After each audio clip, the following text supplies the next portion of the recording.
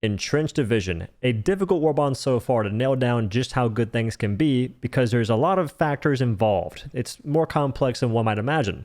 I'll be going over just how things perform and how good they are on all the factions and rank them from best to worst for both the warbond and superstore items, the gameplay ones that actually alter how you play the game. We'll begin with the Cremator. It's the strongest flamethrower in Helldivers 2, as it should be considering you have a backpack for it. You've got increased range, increased damage, and 500 fuel. You also have the two new effects of slow and frenzy attack when hosing things down directly with the fire beam. You can slow down devastators and berserkers so they can't attack you and they just simply perish. Both of these effects work for all flamethrowers, but the Cremator having extra range makes it a bit more lucrative, and that range, by the way, is kind of insane. You kill a harvester from a safe distance so it can't shock you, and you delete the horn so it can't shield itself, and if you're aiming for the blue circle on his face, that is a spot you can go for and kill it in roughly a second, second and a half. On the new Gondoliers, the Illuminate mechs that are piloted from the crotch, you destroy the Ramatra block in one with the arms. They get close, you just go for the pilot or the arms, and it's dead very fast. The Blaster fella, bit less lucrative time to kill, but still not too shabby. It's just tougher because they backpedal and you're using a flamethrower that requires moderately close range. For War Striders, from a safe distance, aim for the joint. This is what I'm going for here.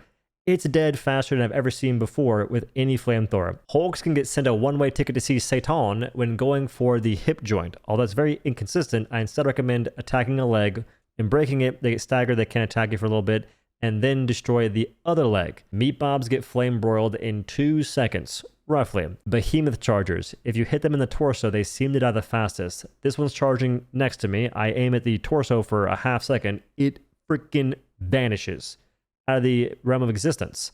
And in the other case, I'm trying to hit this charger towards the torso from the front, which I do, and that seems a bit quicker than going for the head. Impalers don't seem to have any cool new weak spots for Cremator, so just attack the legs or the smooth spot. When tickles are down, you have the orange that meets the purple. Hit that area and you're chilling. Bile Titan. If it already spewed, I go for the face from a safe distance because of the extra range. If you're beneath it for some reason, I would recommend going for the Wagon. Factory Strategies, which had their undercarriage buffed to be more resistant to fire damage because certain people, like me, were killing with Crisper pretty fast. Which, by the way, you can still kill them in like a half second with Crisper. It's just weird and inconsistent, which is the going trend with flamethrowers. So it's going to be killing them in roughly the same time frame as other flame weapons, maybe a little bit faster. Tanks. Even though you have heavy penetration for your flames, if you're close enough, you bypass it somehow and you can melt them from the side. So just do that and you're chilling. With all the rough estimates for time to kills out the way, Cremator is freaking awesome against Chaff Clear, against most factions. For bots, you can make it work, although that faction is the worst matchup for flamethrowers in general, including Cremator. On bugs, it works wonders, dude. I had a blast playing against that faction for the first time in a long time. Did a full solo clear first try, no deaths, which is rare for me. Squids, if you're on the Mindless Masses modifier, you don't have Stingrays, at least right now, and you also don't have Flying Overseers, which is great for the flamethrower. So even there, you can do wicked stuff. The Cremator is S tier, which might be a little generous, but considering that most folks thought it would be trash, considering the previous backpack support weapons, this one's pretty good. Bastion Tank Destroyer. Oh wait, that was the last Warbond drop. But it is important for today's sponsor, War Thunder, the most comprehensive vehicle combat game in existence, with well over 2,500 tanks, warships, jets, planes, and helicopters. You get to be the driver of some of the most powerful war machines throughout history, and War Thunder captures a bunch of these small vehicle details and sound design you need to make it feel more immersive when playing. My favorite aspect is the weak spot system. Giving players dynamic ways to disable and destroy vehicles is massive for player progression as a whole. You also have the X-ray system that shows where shots landed in destroying vehicles, and also if they destroyed you yourself. This provides instant feedback for that very same progression. Join a growing community of 95 million players by downloading War Thunder for free on PC, PS5, Xbox, and even mobile. If you'd be so kind, use my links in the description to do so. For new and returning players that haven't played in the past 6 months on PC and console, there's a massive bonus pack containing 100,000 silver, 7 days of premium account play, and all the other rewards seen on screen. Anywho, on with the video. Stoker, a one-handed SMG dealing 130 damage with a crisper scotch taped underneath as your underbarrel attachment. It deals decent enough damage for SMGs. In fact, it's only 10 or 15 below a reprimand, which is two-handed for some reason still, and that weapon's medium pin. This one, light penetration. You can one-tap Devastators, you can handle a bunch of chaff units if you wish, because you also have 45 round capacity that goes to 60 rounds if you get the drum magazine. Your reticle goes from iron sights all the way to a 2x or even 4x, and I'm a pretty big fan of that. Although, you're still fighting the drag that affects all SMGs and pistols, and the sway after sprinting, which aren't a fault of the weapon itself, but the one thing I have noticed is spread seems a bit more egregious than it should, at least for first shot accuracy. I'll go for the legs on voteless, and my bullets just miss. Reticle is in the middle of their leg, and it misses more often than I will with pretty much any other SMG. The Scotch Tape Crisper as your underbarrel works the exact same way as a basic secondary crisper. If you're beneath a Factory Strider, aim up, and it should take you usually 1 1/3 of a tank to kill it. If you're lucky, just 1 tank is fine. And you get 3 fuel reloads for the underbarrel attachment. Stoker SMG is B tier, but keep in mind I'm ignoring the extra sway and drag for SMGs and pistols. I do hope the devs give us the ability to unlock underbarrel attachments for different guns going forward, because I would love a grenade launcher or a flamethrower on my Diligence. That would be freaking peak. Will it happen? Probably not in that respect, but hopefully for other weapons, like other assault rifles and maybe other SMGs. Sweeper. Imagine the M98 shotgun from the legendary Halo Warbond that has worse stagger, but virtually everything else is simply better. Slamfire shotgun, meaning it has a fast fire rate, with armor-piercing flechetes, giving it medium armor penetration, dealing 504 damage, 7 shell capacity, 70 shells for spare ammunition, rounds reload, and you have weapon customization. You can put chokes on it, you can even put a 2x scope, which no other shotgun can have, and a 4x scope, which seems a little overkill, but I love extra customization. Its stagger, like I said earlier, is worse than M98, but it still does decent on Hive Guards, Warriors, and all the other smaller bugs. It don't stagger Overseers that good, and it can't stagger Devastators. Two-shotting Alpha Commanders, even from Narnia. In that case, it could be a 3-shot, but still, that's with no upgrades. It is putting in work against those freaking critters that run away from every fight imaginable. Love them so much. You 2-shot Hive Guards, even after the recent buff to those fellers. Previous, not the recent patch. And that makes it very versatile for the different seeds you can be facing. For Stalkers, you don't have the stagger, but the DPS, you can put them down quick, fast, and in a hurry. I'd say overall, it is B tier, because it's not great against the bots, not great against the Illuminate from where I'm sitting right now with a unupgraded Shotty, but against the bugs, baseline, it's putting in that work. Veto, a pistol with some ridiculous knockback power. You can stagger Alpha Commanders, Stalkers, Berserkers, Devastators. Basically, every single medium chaff unit and below will get knocked back from a single shot, which is hilarious because the Trench shotgun can't even stagger Devastators. But this weapon is medium armor pin, deals 105 damage, which means you cannot one-shot Devastators from any range, unfortunately. You've got 12 round capacity, but not in a magazine. Instead, you have stripper clips, and you reload 6 rounds at a time, but only if you're missing at least 6 rounds. So if you're missing all your ammunition, in this case 12 bullets, it takes 2 reloads to get topped off. It's kind of the same way or same reload as an autocannon. That's the gun. The iron sights are atrocious, but it does look very cool to shoot and reload it. Big fan of the animations. I think it's C tier though. Moving on. Shovel, medium pin, 165 damage, 1.0 swing speed, and most importantly, you can dig holes, which realistically is pretty niche in most cases, but there is a mission I think is really cool on, which is evacuate high value assets. Dig a hole, and then use a hell pod to dig it even deeper. Ideally your mortars, because in most cases they'll be low enough to where enemies can't attack them anymore. Also works for your sentries. Flame Sentry in this case was so dug out that enemies couldn't even attack it from distance. Harvesters that can normally one-tap it with their beam had to get close and shock it instead. And in that time frame, they're getting mowed down by the flames of democracy. And the mortars were just doing their thing, also in the dugout.